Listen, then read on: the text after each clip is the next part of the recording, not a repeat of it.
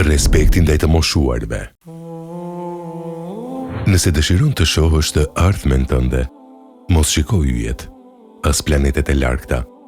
Thjesht ktheje kokën dhe shiko një të moshuar që ecën me hapa të rënduar pranë teje. Shiko ato rrudha në ballin e tij, ato duar që dridhen, atë shikim të lodhur që fsheh një jetë të tërë histori. Ai person që sot mezi hedh hapat, dikur ka qenë i ri, i fortë dhe plot energji, ashtu siç je ti sot. Por koha, ky lum i pa shpirt, nuk kursen askënd. Sot po jetojmë në një shoqëri që nxiton kaq shumë, saqë po harron ata që na ndërtuan rrugët mbi të cilat ne po vrapojmë. Rinia e sot me shpesh faqet e paduruar, e irrituar dhe e ftohtë përpara moshës së tretë. Por çfarë thot krijuesi i gjithësisë për këtë urë të shenjtë mes brezave? Si na edukon Islami që t'i shohim të moshuarit? Si një barr apo si një burim bekimi dhe bereqeti për shtëpitë tona? Në Islam, respekti ndaj të moshuarve dhe në veçanti ndaj prindërve në moshë të shtyrë nuk është thjesht një çështje rregullash apo kulture shoqërore.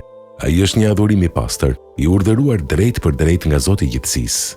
Në Kuranin famlar, Allahu i madhëruar e ka lidhur adhurimin ndaj tij menjëherë me sjelljen e mirë ndaj prindërve kur ata arrin pleqërinë.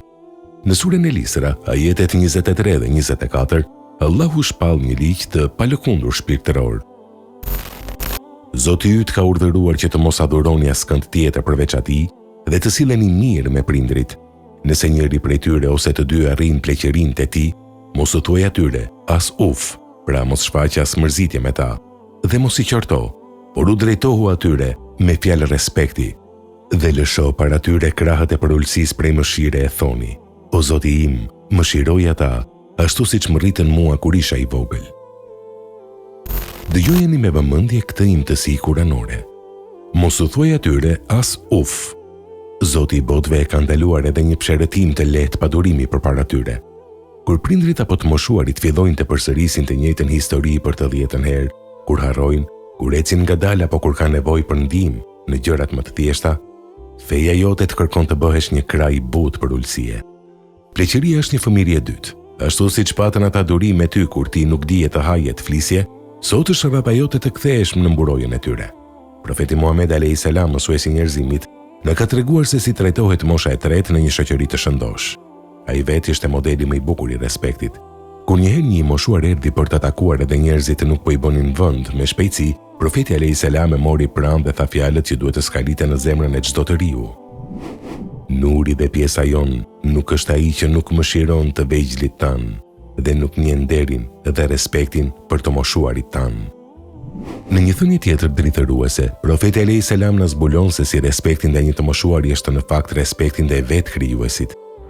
Vërtet, pjesë e madhërimit të Allahut është edhe nderimi i një muslimani flokbardh të moshuar. Sipas udhëzimit profetik, flokët e bardha të një të moshuari janë dritë. Ata janë njerëzit që janë falur më shumë se ne, që kanë bërë më shumë ruku e sejdë se ne, dhe lutjet e të cilëve pranohen me shpejtësi tek Allahu. Profeti a.s. thoshte se fitoria dhe risku, furnizimi i një populli, vjen pikërisht për shkak të lutjeve të moshuarve dhe të dobtëve midis tyre. Kur ti respekton të moshuar, ti po tërheq bekimin e Zotit mbi jetën tënde. Por le të kthehemi tek realiteti ynë i përditshëm. Çfarë po shohim sot në rrugët tona, në autobus, në shtëpitë tona?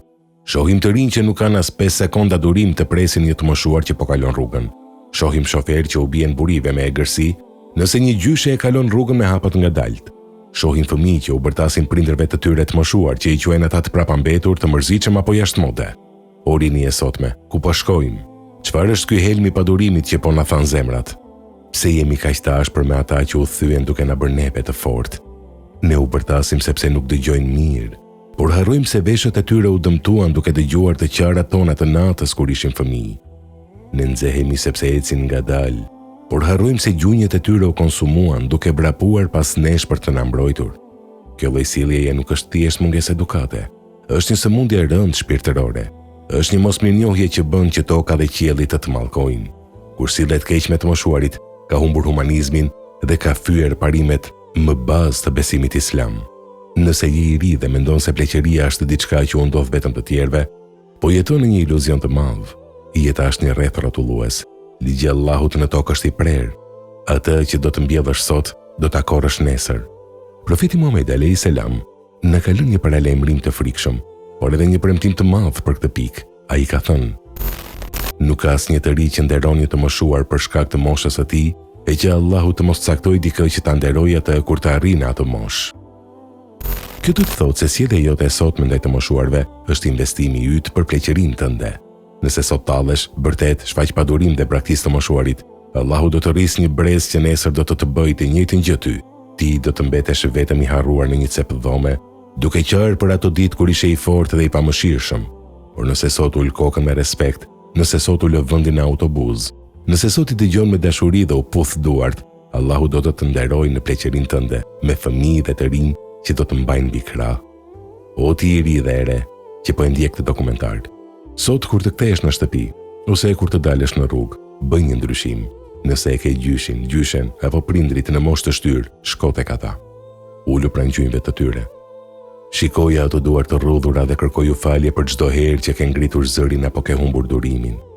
Kërkoju t'i ngren duart të drejt qiellit dhe të bëjnë dua për ty, sepse mes lutjes së tyre dhe Allahut nuk ka asnjë perde.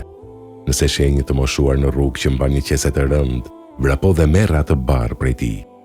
Nëse sheh një të moshuar që dëshiron të flas, dhuroje 5 minuta nga koha jote e çmuar.